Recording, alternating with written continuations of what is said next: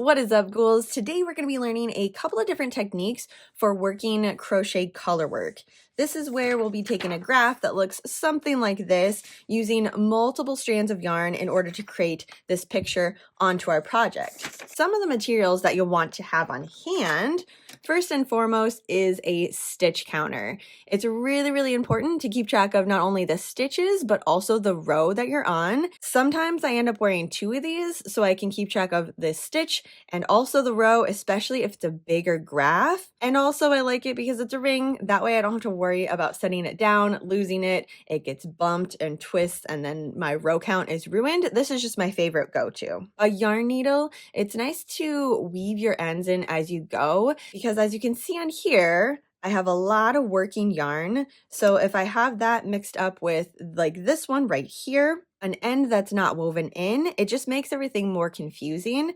So weaving those in as soon as you're able is the best way to go about it. Scissors on hand to kind of go with the yarn needle there. A stitch marker.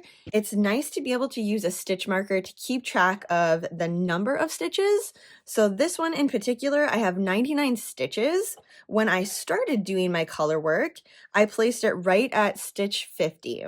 It's much easier to find where I need to do my color change in going from square 50 instead of counting every single one of these squares to get to this color change. Pen and paper, which is a little bit redundant because I already have my stitch counter, but I like to do this whenever I set my project down, is write down what row I'm on, what stitch I'm on, just as another precaution to make sure my graph is exactly where I left it when I come back. Tape measure to keep track of your tension. It's really easy when you're working color work for your tension to get super tight. Using the tape measure to measure the project every couple of rows is always good. Obviously you'll need your crochet hook. I like to have something to put my crochet hook in. That way everything can just stay together while I'm working this project. If I'm not able to get it done in one sitting, again, just to make sure I know where everything's at. So having a tray or a yarn bowl to put all of this stuff in, knowing that this is used just for the one project that I'm working on. Lastly, for the yarn, I like putting every ball of yarn that I have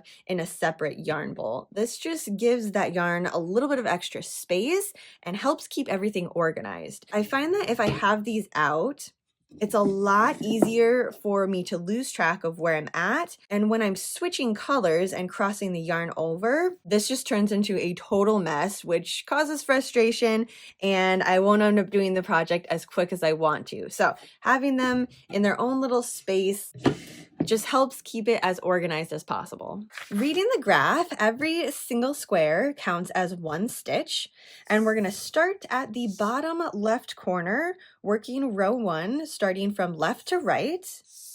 Then when we get to row number 2, we're going to start on the right side, working right to left, working through every single square and color changing whenever it's mentioned. So here we have a ledger saying color A equals white boxes and color B equals the black boxes. Very easy to see that in the graph. The first method that we're going to chat about is Intarsia, and this is where every color change has its own ball of yarn. So say we're ready to color change right here on the graph. I'm going to work this final single crochet, stop right there, pull my yarn to the front, hold on to it with my thumb, and then pick up this new yarn. Using the new yarn, finishing the last bit of my single crochet, and now I'm ready to use this rainbow yarn in order to continue on with my graph. This yarn is no longer used, so I'm just going to set that to the side until I need it for the next round. Again, I need to color change, so I'm going to start my single crochet, pull this ball of yarn to the front, hold on to it with my thumb, using this next color, and finishing up my last stitch. Now I'm ready to work the blue portion of the graph. The next method is tapestry crochet, and this is where you crochet over the strand of yarn that you're not working with at that moment. So right here, I'm ready to change color. Again, I'm going to start my single crochet, pulling that color to the front and holding on to it. Pick up the next color and finish off that last single crochet. And now, instead of leaving this one right here, I'm going to take it along with me. So pulling it onto the top, I'm going to crochet right over top of it.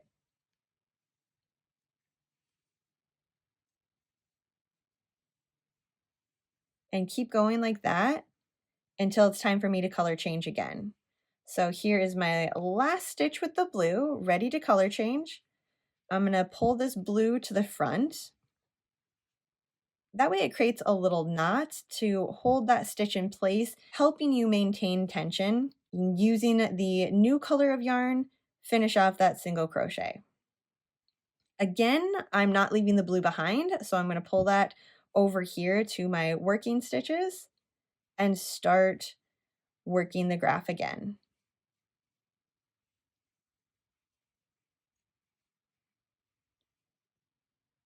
Now for this one, you will be able to see a little bit of that color that you worked over, so it's not ideal for every single project, especially with these two, since this one is so much brighter than this. I'm not seeing any of the rainbow over here, but a lot of the blue is going to be shown. The last method that we're going to talk about is Fair Isle. Now this one is only really good if you want it to be one-sided, because there definitely will be a front and a back. Things like wall hangings and beanies, this works perfect, but if you want your project to be double-sided, this isn't the technique. Choose one of the other ones that we chatted about. So this is the front. On the back, you can see we have all of the floats hanging out here, so obviously this isn't going to work as the visible portion of the graph. Also, you only want to be going short distances, so 4 to 5 stitches, that's kind of the max. You can see I've done a couple up here to show you what it looks like if you hold a long strand. The first thing is that it could get caught, especially if you're making it like a wearable.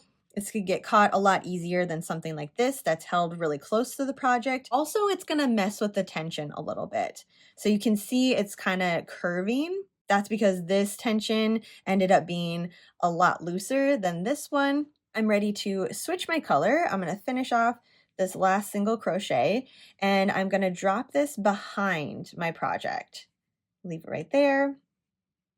Pick up the new color and finish off that last stitch. Pull a little tight on that yarn that I just dropped to make sure that the tension is all the same. And now I'm ready to work my next stitch.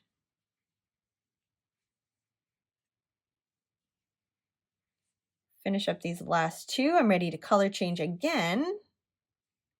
So dropping this active yarn.